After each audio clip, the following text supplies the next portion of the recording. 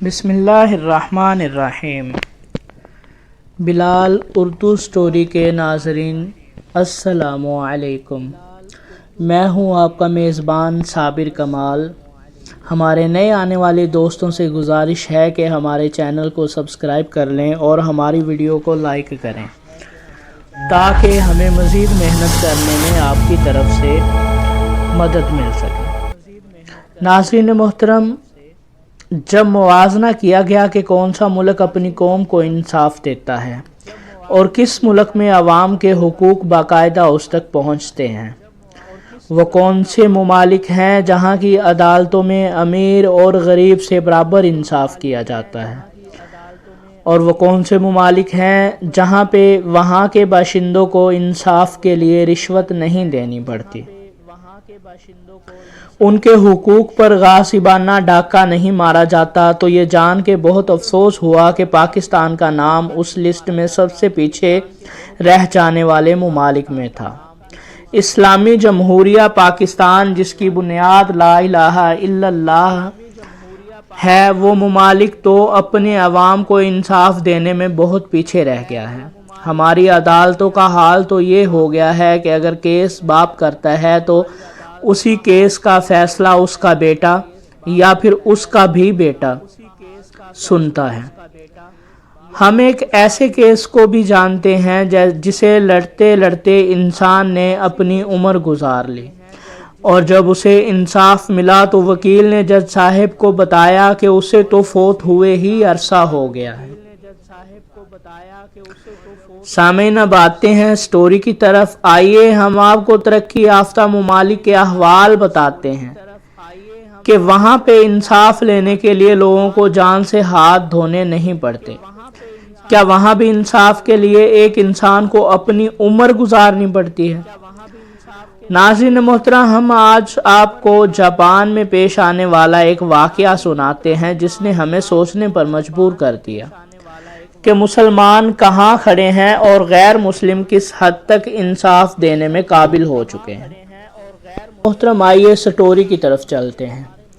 Frankfurt airport کے قریب ایک گاؤں جس کا نام ٹرائبر تھا، وہاں کی رہائشی ایک بوڑھی عورت نے فرینکفرٹ انٹرنیشنل ایئرپورٹ کے خلاف عدالت میں کیس دائر کر دیا، جس کی وجہ عورت نے کچھ یوں بیان کی: رات کے وقت جہازوں کا شور اتنا زیادہ ہوتا ہے کہ میں رات کو سو نہیں سکتی، جس کی وجہ سے میری اکثر طبیعت خراب رہتی ہے۔ کی پوری بات سننے کے بعد عورت سے پوچھا کہ اب آپ کیا چاہتی ہیں؟ اس شور کے عوض آپ ایئرپورٹ سے کچھ معاوضہ حاصل کرنا چاہتی ہیں یا ایئرپورٹ سے دور ایک عدد گھر حاصل کرنا چاہتی ہیں؟ عورت نے جواب میں کچھ یوں کہا: میں یہاں اپنے ذاتی گھر میں رہتی ہوں اور عرصہ دراز سے یہاں زندگی گزار رہی ہوں۔ چونکہ اب میری طبیعت اس قدر شور برداشت نہیں کر سکتی، اس لیے اس مسئلے کا کوئی حل اور معقول حل تلاش کیا جائے۔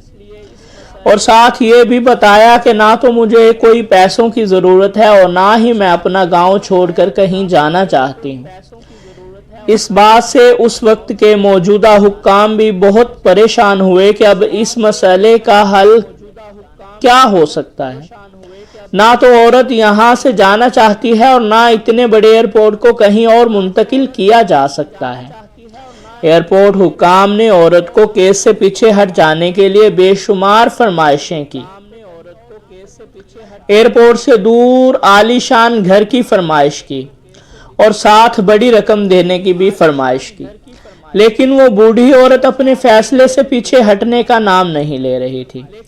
آخرکار تھک کر جج نے کہا: اگر ہم آپ کی نیند کے ٹائم کو مینج کر لیں، مطلب رات کا ایک مخصوص ٹائم جب آپ سو رہی ہوں، تب ایئرپورٹ پر کوئی فلائٹ نہیں اترے گی، کیا آپ کو یہ فیصلہ منظور ہے؟ جس سے وہ عورت مطمئن ہو گئی اور تب سے لے کر آج تک فرینکفرٹ انٹرنیشنل ایئرپورٹ پر رات 11 بجے سے لے کر صبح 5 بجے تک کوئی فلائٹس نہیں اترتی۔ یہ ہے وہ عزت، وہ مقام، وہ انصاف جو جرمنی اپنے عوام ٹیکس پیئر لوگوں کو دیتا ہے۔ یہاں پر انسان کے حقوق برابر ہیں اور ہر ایک کے لیے انصاف کا معیار یکساں ہے۔ لیکن یہ بات بھی سبھی جانتے ہیں کہ ہمارے ملک میں انصاف اور قانون کتنا ہی فٹیچر نظام کیوں نہ ہو جائے، اگر انصاف کے لیے کسی کو اپنی جان ہی دینی پڑتی ہو، لیکن پھر بھی جب یہاں دو لوگ آپس میں لڑتے ہیں تو وہ دھمکی یہی دیتے ہیں کہ میں تمہیں عدالت میں دیکھ لوں گا۔ اگرچہ قانون کے سبھی تقاضے پورے نہیں ہو رہے، مگر پھر بھی ہمیں قانون پر بھروسہ تو ہے کہ یہ ہمیں انصاف دلائے گا۔